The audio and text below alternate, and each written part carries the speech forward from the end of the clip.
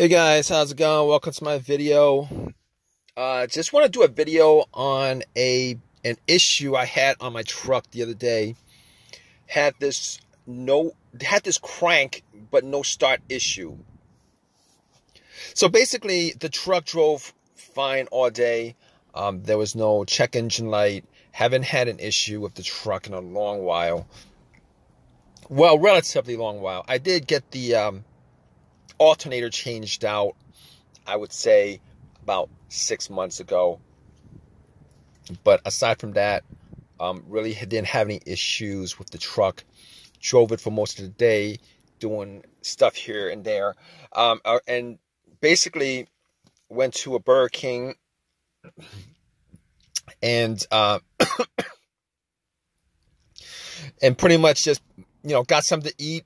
Went inside, got something to eat, came out, and couldn't get it to crank over. All right. So it would crank, but it wouldn't crank over. All right. Because I was hearing, I'm making those noises, but it would crank up. It wouldn't crank over. Wasn't able to get it cranked over.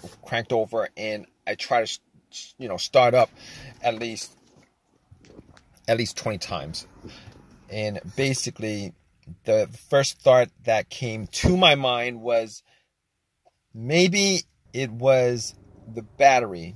Now, I had the battery changed up about a month ago. Got a brand new battery, one of those value batteries from Walmart. I know a lot of people have something to say about it, but I've had those before and they lasted me pretty good. They lasted me as long as any other battery has lasted me. But I thought maybe I had a bad battery.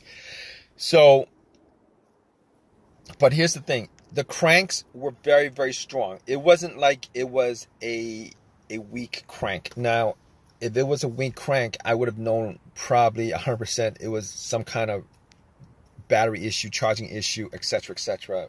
One of those things. But regardless, I had to troubleshoot this, so I turned the lights on, turned the headlights on. If you guys are on this issue, you guys have this problem where you're trying to figure out whether it's a battery or not, one of those things that you could do is you guys can turn the headlights on and see how bright they are. Now, it's not 100%. It's not one of those things that could give you 100% reading on your battery, on how good your battery is. But it could kind of give you an estimate of where your battery is. I turned the lights on. They were very, very bright. All right. So I was pretty sure it was in the battery. Popped the hood up, and I was looking around the battery area, just to see whether there was any kind of issues with the terminals being... Because last time I did the alternator, I didn't notice any kind of corrosion, anything like that. And I checked again, there wasn't any kind of corrosion. They're very, very tight. Now, I want to figure out 100% that it's not the battery, because it's probably one of those easier things that you guys can deduce. If it is the battery, you guys could, I could go and get a battery, get a Uber, get a battery or whatever, and pop it in. So I have a battery booster that I got from Walmart, and I put it on just to make sure, and sure enough, it cranked. And it cranked. It cranked like before. There was no difference. It cranked like before. There was no difference. So at that point, I ruled out the battery. Now, if you guys didn't know, what else to look for, and you guys are going down the list, okay, the alternator can be ruled out, because the alternator can be ruled out. All right, the car's got to start up first. Okay, the fact that it cranks means that the alternator was charging it, the battery had a good charge, etc., etc. Okay, the alternator can be ruled out, the battery can be ruled out. You guys should actually just rule out corrosion, the terminals being tight or loose. That's ruled out. And I'm looking at the negative line just to see whether there was any kind of corrosion on a negative line. because the negative line is the main ground wire that goes to the frame. All right, you want to just trace the negative terminal and then trace that line to the frame, because most of the time it's connected to the frame, either on the side where the side frame, to the side of the battery. Sometimes a lot of Nissans, it's under the car. Depends. I believe some Nissans are under the battery. Some Fords are under the battery, but it kind of depends on your car. All right, but with this truck, I traced it, and the ground wire looked good. All right, sometimes a bad ground, a weak ground can cause this kind of issue, but most of the time, if it is a weak ground that was causing this issue, you would actually hear a slow crank and not a strong crank. So if you guys are hearing a strong crank, chances are it's none of those things that I mentioned. Okay, so basically, at that point, I could rule out the starter too. Don't know if I mentioned that, but you could rule out the starter since the truck was cranking. It was, so you can rule out the starter completely because that's the starter cranking. All right, so basically, at that point, I'm left with a couple of things. It could be more than a couple of things, but when you're doing troubleshooting like this, you want to just go down the list of easiest to the most difficult. Fuses and relays would be the next, because here's the thing about it. Okay, when I cranked it up, when I was driving, there's no check engine light. All right. As far as any of the other stuff that could be causing this, the mass airflow sensor, the camshaft, crankshaft sensors, the throttle position sensors, every one of those things have a sensor. All right. And if one of those things are was causing my truck not to turn over, definitely would have a check engine light. Would have the check engine light. So I pretty much just ruled those things out. I ruled those things out because there was no check engine light at all. Not that I remember it while I was driving. So basically, I ruled all those things out. Okay, so we're left with a couple of things. My personal thought on this is it could be a bunch of stuff. It could be the fuel pump itself. It could be something as simple as a fuse or a relay, or any of those things. So as far as me troubleshooting this whole entire thing with a crank and a no start, a crank and a no turnover, I was looking at the fuses to see whether any of them were blown, and none of the fuses were blown. All right, but previous to this, what I was doing was I was trying to turn the truck to the on position and trying to listen to see where I could hear the fuel pump priming. Okay, basically the fuel pump priming pretty much means that before your vehicle actually cranks, all right, the fuel pump is turned on. It's actually shooting gas fuel, to the engine. And a lot of times you can hear it.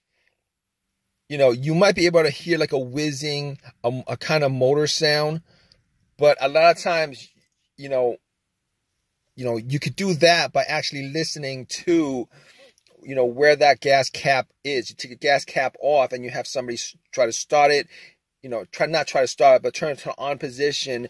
And you could, if you hear some kind of whizzing sound, normally that means that the fuel pump is actually working. Now, I was trying to do that inside the truck. It was very, very, very difficult. I turned everything off. The blower motor, everything off. I turned it off, try to start it, try to put it to an on position and see if I could hear the fuel pump priming. Now, I didn't have anybody else in the truck to actually turn it to the on position, and me just, being outside the car listening to, seeing if I could hear some kind of, whizzing sound coming, from where the gas cap area is. So basically, I wasn't able to get that. I wasn't able to listen to it. Wasn't able to hear much inside the car, so wasn't able to determine whether it was fuel pump or not. But here's the thing. All right. So basically, I'm out. I'm looking at all the fuses. I do have one of these simple OBD2s. I do have one of these simple OBD2 readers that I got from Walmart for like $20. And I plugged it in. Now, here's the thing about it. It could be, the car's computer not able to connect to the car for whatever reason. It could be a blown fuse or whatever, could cause one of these cranks but no start situation. All right. So basically, I plugged it in, and it went through everything. It read through everything. It scanned through everything. Came back with all the data. There was no check engine light. There was no auto monitors were clear. All the sensors were cleared. So I know for a fact at that point that it wasn't any of the other things that had a sensor in it, like the mass airflow sensor. I already mentioned this before. If you don't get a check engine light with this situation, if you don't get a code for any of those things, like the a check engine light or a code for a mass airflow sensor being out, a code for the camshaft, crankshaft, any of those things, you get no codes whatsoever in this scenario. Okay, there's a very, very high chance that it's none of those things. So you can actually just troubleshoot that out of the way. All right. So I was like, okay. OBD2 reads nothing. Unplugged it. I'm good with that. So basically, I got to the fuse. I got to the fuse box and pretty much found the relay for the fuel pump. All right. Now, what I did was I swapped one relay for another. All right. Found a similar relay with the same numbers on it. Popped it in. And guess what, guys? Bam. It actually cranked over. It cranked over. It ran. It ran good.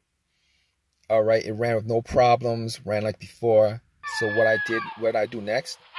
Obviously, if you guys are up to this point, it's been figured out that it's actually, I thought it was either the fuel pump or the relay, one of those things. All right, I was hoping it wasn't the fuel pump because that would be a bigger issue, bigger fix. So since it was the relay, guys, and in this situation, and you guys lucked out as far as it being the relay, it's a pretty simple thing to get.